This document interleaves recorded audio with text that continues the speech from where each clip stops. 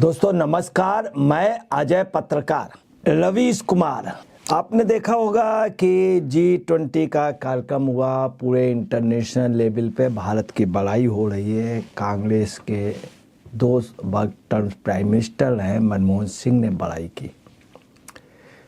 कांग्रेस में विदेशी मामलों को, आर्थिक मामलों का सबसे बड़ा जानकार शशि थरूर, एंटोनी चिदम्बरम से काफ़ी बड़ा जानकार शशि थरूर, जो संयुक्त राष्ट्र संघ में चुनाव लड़ा हो, महासचिव में बहुत कम वोटों से हारा हो, अपने दम पे, कांग्रेस के दम पर नहीं, ना ही कहना नहीं चाहिए भारत के दम पर भी नहीं, जिसकी अपनी एक इमेज इंटरनेशनल लेवल पे थी और है।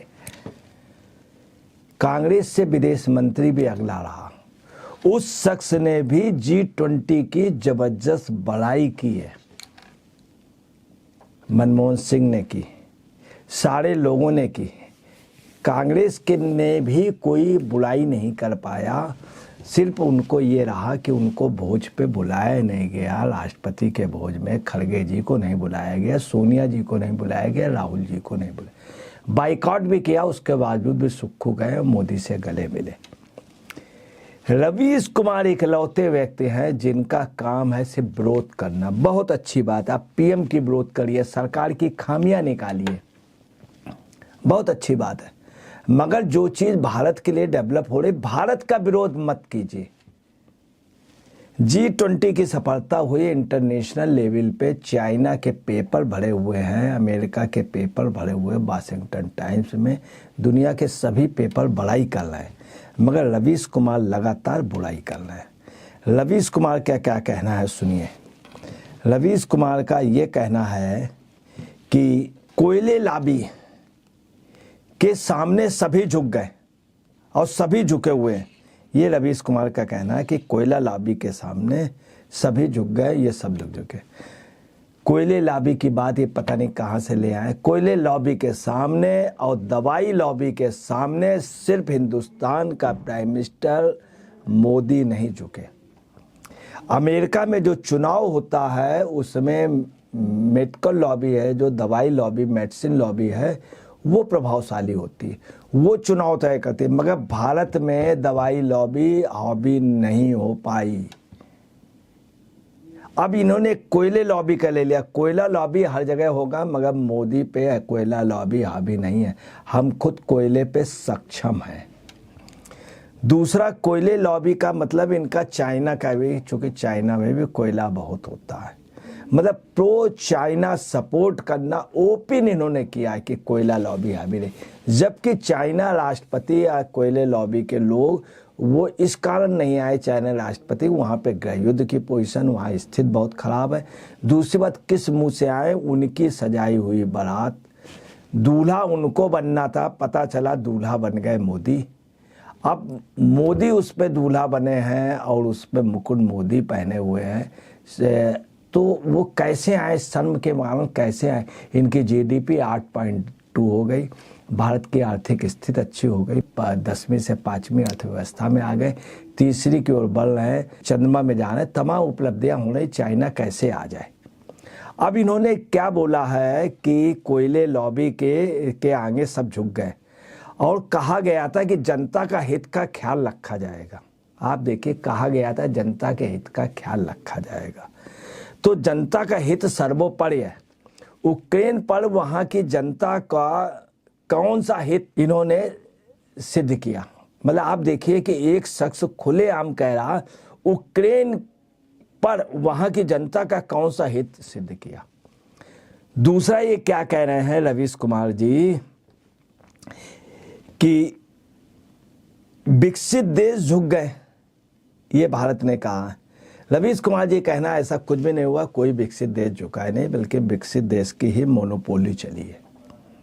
विकसित देश की मोनोपोली नहीं चली है। मोदी ने स्पष्ट कर दिया था कि हमको G20 में जो 55 देश हैं अफ्रीका के, वो शामिल करने हैं, मैं उनको सदस्यता दूंगा। और आप समझ लीजिए ना ही चाइना उनका विरोध कर रहा था, अमेरिका खुल के कर रहा था, ब्रिटेन खुल के कर रहा था, तमाम देश अफ्रीका को नहीं चाहते थे, क्योंकि कई कंट्रियां ऐसी हैं जो अफ्रीका पे पहले राज कर रही थी, अफ्रीका को उपनिवेश बनाए हुए और चाइना बनाए हुए अफ्रीकन मोस्टली कंट्री में। उसके बावजूद भी इन्होंने आप सुन ले विकसित देश झुक गए। हकीकत है मोदी के आगे मोदी प्रपोजल मान लिया, तो इनकी ये बात भी रवीश कुमार की गलत लिखी। अब रवीश कुमार ने क्या क्या क्या कहा, क्या यही बड़ी कामयाबी है कि रूस के लिए रूस की निंदा नहीं की गई, युद्ध में रूस युद्ध नहीं, रूस के अलावा और तमाम लोग ऐसे जो युद्ध के जिम्मेदार थे, पहले आक्रमण किया कि कौन किया, कौन इसमें गलत है, और रूस ज़बरदस्ती कर रहा, यूक्रेन की जनता के साथ गलत हुआ। यूक्रेन की जनता भली है, यूक्रेन भारत का दोस्त है, भारत के हित का है और रूस नहीं है। ये सब कहना रवीश कुमार ने खुल करके यूक्रेन और चाइना का समर्थन किया है, खुल करके। अब आप ये बताइए, दो देशों में युद्ध हो रहा है तो उसमें क्या किसी का पक्ष लेना ठीक है? क्या ये ठीक था? अब वहीं आपको बता रहे हैं, इनको ये होना चाहिए, रवीश कुमार ने कहा जांच होनी चाहिए। कितनी बेवकूफ़ी की बात है, दो देशों में लड़ाई हो रही है, रूस और यूक्रेन में, जांच होनी चाहिए। जांच कौन करेगा? क्या आप जांच कर लेंगे?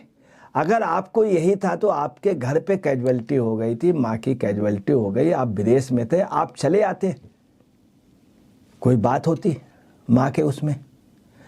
यूक्रेन में जब चल रहा था आप वहाँ न्यूज़ कवरेज करने चले जाते हैं, आप यूक्रेन के फेवर में बोलते, आप खुद कैमरा लेके चले जाते हैं, आप वहाँ पे बाहर खड़े हो जाते, प्रगति मैदान के किनारे खड़े हो जाते हैं। अगर आपको एंट्री तो मिलती ही नहीं, मिलती तो आपके सोर्सेज से आपको मिल जाती है, आप न्यूज़ डालते हैं। वो न्यूज़ कुछ नहीं डाली, न्यूज़ क्या डाली, ये डाली। दूसरा कुछ और भी कांग्रेस और मीडिया ने कि वहाँ पानी में सब गड़बड़ हो गया, जबकि पानी गिरने के बाद वहाँ पानी बढ़ा और पानी बहुत जल्दी सब सूख गया, जो अपने आप में सारे राष्ट्र ताजुब मान रहे हैं।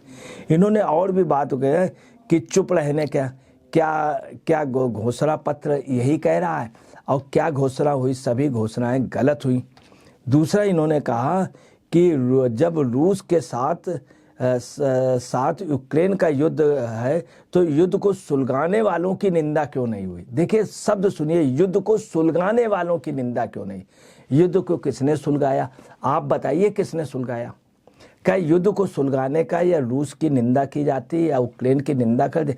मामला है कि मामले को ख़त्म करना है, दोनों में समझौता कराना है, ये एक पक्षी बना रहे हैं। अगर किसी का फेवर करेंगे तो क्या पोजीशन होगी?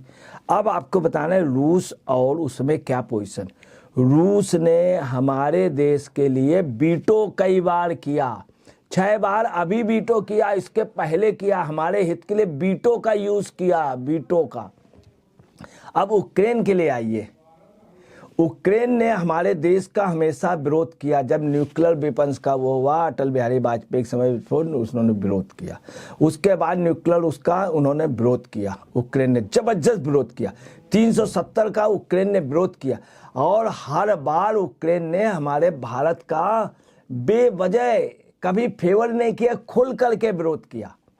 हम लोगों ने तब भी पत्थर रखा, भारत के लोगों ने पत्थर रखा दिल में, ये बात कही नहीं, चूंकि यूक्रेन मुसीबत में था। यूक्रेन के मुसीबत में भारत ने बदला नहीं लिया, गद्दारी नहीं की, दोनों देशों को पैचअप कराया और यूक्रेन को भारत ने बचाया भी। तमाम जगह ऐसी रही कि पोजीशन बहुत ज़्यादा बिगड़ गई, रशिया को समझा करके दोनों के बीच में कुछ जगह कई युद्ध विराम कराएं ताकि वहाँ से लोग निकल सकें, आम पब्लिक न मारी जाए। रशिया ने बात मानी, यूक्रेन ने मानी। अब समस्या है कि दोनों अपने जिद पे अड़े हैं। यूक्रेन के साथ पोजीशन है, यूक्रेन को लड़ाने में कई राष्ट्र लगे हुए हैं, तो भारत ये भी करा देगा, मगर उन राष्ट्रों को यूक्रेन अगर मैनेज करें जो उनको किए हुए हैं। दूसरा, यूक्रेन भी बराबर लड़ना चाहते हैं, यूक्रेन ये नहीं चाहते हैं कि युद्ध यहीं से ख़त्म हो जाए, और रशिया भी नहीं चाहता है। अब आपको बताना है भारत क्या करे। अगर दोनों लोग जब राजी नहीं, दोनों लड़ना चाहते हैं, दोनों के पीछे बैकिंग है, तो भारत ने बीच का रास्ता निकाला और किसी के पक्षपात का नहीं रहा। यूक्रेन जैसे के साथ भी कोई भेदभाव नहीं किया। इस चीज़ को ये नहीं बोल पाए। अब आपको बताना कहना नहीं चाहिए one sided fabricated news feed कर रहे हैं ये वन साइड।